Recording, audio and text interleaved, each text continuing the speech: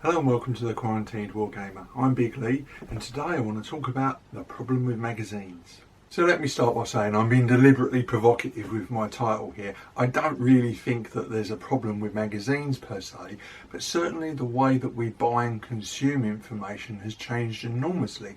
So it'd perhaps be better to put it down as what the challenge with magazines. So I've been a gamer of one type or another for well over 30 years.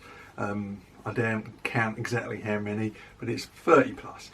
And I've always had magazines of one kind or another coming in. So back when I was a role player, mostly role player, I would be getting magazines like Dragon, and nowadays I'll be getting Wargames Illustrated and Wargame Soldier and Strategy, and indeed anything else I can find on the newsstands if I'm out shopping. Not that happens much at the moment. And for a long time now, so for at least a decade, I have regularly subscribed to Wargames magazines and get them delivered. For a while I briefly went over to PDFs only, but I found I actually read them less, even though in theory was a more convenient format. The reality was, without that paper magazine sitting on my desk guilting me into reading it, I actually didn't read it as much as I probably could have. I'm a regular purchaser of Wargames magazines, and I hope I will be for many years to come. But there are a few problems with getting magazines through the door every month. So the first and most obvious ones is just storage. You get 2 magazines every month. They soon build up and they take up a lot of space. I have in the past had a little purge and got rid of some, giving them to friends, sometimes even taking them down the GP surgery in the hope that maybe somebody sitting there some poor unlucky fellow will be sitting there and the doctor's waiting and thinking, I've got all these ladies magazines. Oh look, Wargames magazine. You never know. Maybe we'll get somebody back into the hobby, somebody who played as a young man, sitting there in the doctors when he's my age with his creaky knees or some other health issue, picks up a copy of a magazine I've donated, and that spark of enthusiasm is relit. You never know, I live in hope. But I've also got some really old copies of magazines. I've got boxes and boxes of them in the loft, sealed up so that they don't get damaged by the damp. And I dread to think exactly how many are in my loft, because if I did think about it, I would worry that they'd come crashing through the ceiling just through the sheer weight of them. And I'm probably not the only wargamer who can describe a scenario quite like that. Now, I do enjoy going back through old magazines. I recently got given a handful of quite old copies of Wargames Illustrated. They were being given away at the last show that I went to, months before the world went funny. When I was at Skirmish, the organiser was giving away a load of old copies of magazines, so I picked out a few that looked like they contained articles that might be interesting, and actually it's been really fun looking back 20 years or more at some of these early copies of the magazine and looking at the sort of products that are on offer. The adverts in particular are hilarious because every one of them said please include a self-addressed envelope for the catalogue. This is pre-internet days, how things have changed. And of course the main change is when you open up these magazines, everything's in black and white. Nowadays we're quite used to, we've been pampered in fact with glossy colourful magazines, and while that's wonderful eye candy, it shouldn't detract from the fact that some of the articles in the older magazines were equally interesting, just perhaps not as colourful. So I do enjoy going back over old magazines and having a look, and some of the articles are really interesting. There's a few things in there to inspire, and as I say, you see adverts that sort of get the old nostalgia bug going. But for the most part, most of us, I imagine, I know I'm one of them, probably don't go back and read their old magazines that often. I'm sure there will be some out there who do and who keep everything meticulously ordered and so on. But as I say, you can fill up a lot of space very quickly if you're collecting, say, a couple of magazines and they're coming through the door every month. Now, as I mentioned earlier, I did have a period where I got everything through on PDF. The idea being that it was a more convenient format. You know, I could view it on my phone or on a tablet or on my computer whenever I wanted, and it would be much more accessible. And the reality was actually on my phone I could barely read it because it was too small, and obviously you can't be sitting in work and taking a coffee break and whip out your tablet or whatever, and actually it's not that convenient. I would rather have a magazine in my bag.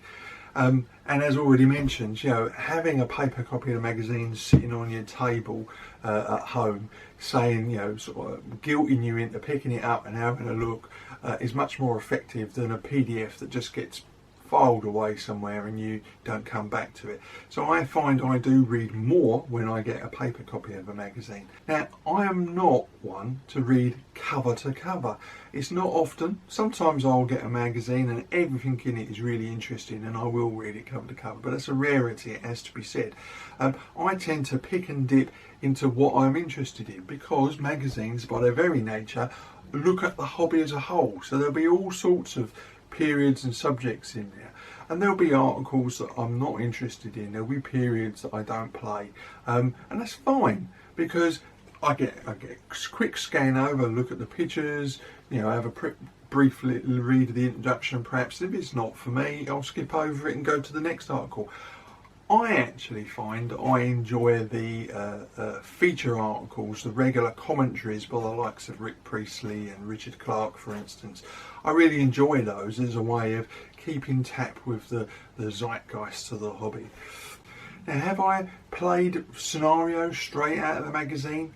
I think I could probably only say once. I did one game many moons ago, an Ancients game, based on an article that I found in a magazine.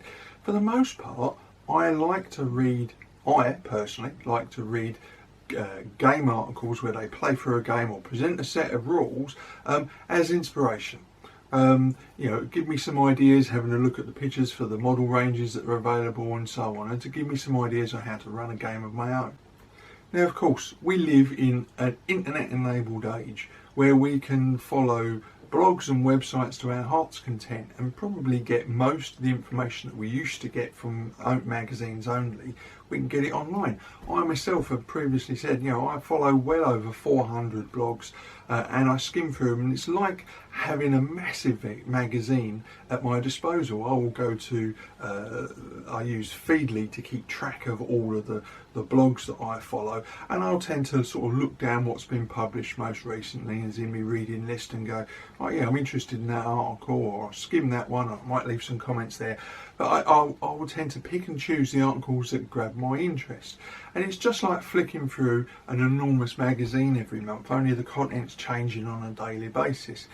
So, you know, it has to be asked, do magazines have a future in this sort of internet-enabled age? Well, obviously I have a passion for blogging. I've been doing it for 11 years myself, so I do feel that they have a role, but I do enjoy getting a Wargames magazine which sort of summarises, gives you a feel for how the hobby's doing. It's a really good test of the hobby's health, I feel, because you can see not just the latest products being reviewed, but also the sort of breadth of advertising that's going on in there. Gives you some indication of what sort of companies are doing and what sort of products are coming out, and especially nowadays magazines often include figure reviews and stuff like that, which I actually find really useful. I quite enjoy reading reviews of particular sets of figures or new games that are coming out. I may never buy that new product that's coming along, but I still like to read about it and to see what products are coming out. And I find it very reassuring actually to read, you know, that for instance Warlord are coming out with a new all-inclusive box set for naval battles, for instance. You know, really interesting. Not my cup of tea. I probably won't be buying and playing it, but nonetheless I find it very reassuring that these sort of new products are coming out. Even now, in this day and age where we're all locked inside through COVID, it's good to see our hobby is still innovating and coming out with new products, and hopefully thriving, because we as a community do tend to buy probably more online than we do at shows than we once did many moons ago, and I think that's a good thing. You know, it means our hobby's going to weather the current climate probably better than other industries. I hope I'm right there. So it has to be asked, do I think there's a future for magazines? Well, I do actually. It's a challenge, it has to be said. You know, the costs of running magazines must be quite expensive. It's reflected to a certain extent in the cover price. And so long as wargamers are prepared to pay, you know, £6 or maybe even £7 for a magazine, for that routine fix that they could get online, then there will still be a market for magazines, and I hope that continues, because I do feel that they have an important role to play in keeping us sort of grounded and connected to what's going on in the hobby. I mean, as I say, I follow so many blogs, I feel like I have a very wide view of the hobby, but maybe I haven't. Maybe I'm only looking at other gamers. I'm not looking at perhaps as closely at other products and other companies that perhaps I ought to be. Getting my magazine does help me give that grounding. I get to see what's going on elsewhere in the hobby in a way that I don't when I'm reading blogs. So I definitely think that there's a future for it, although it has to be said, gamers also need to be a bit careful, because I've heard on more than one occasions, you know, friends saying, "Oh, I'm not going to get that magazine because it's got nothing in there for me."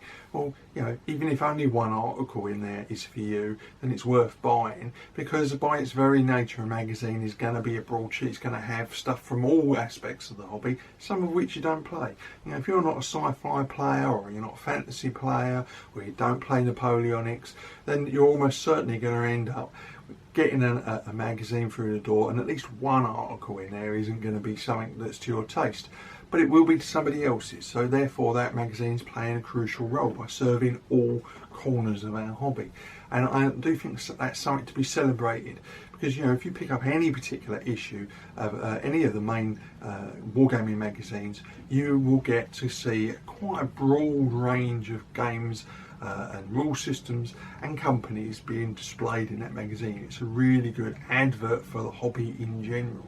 And as I say, nowadays magazines, you know, they're glossy and they're colourful. They really are eye candy.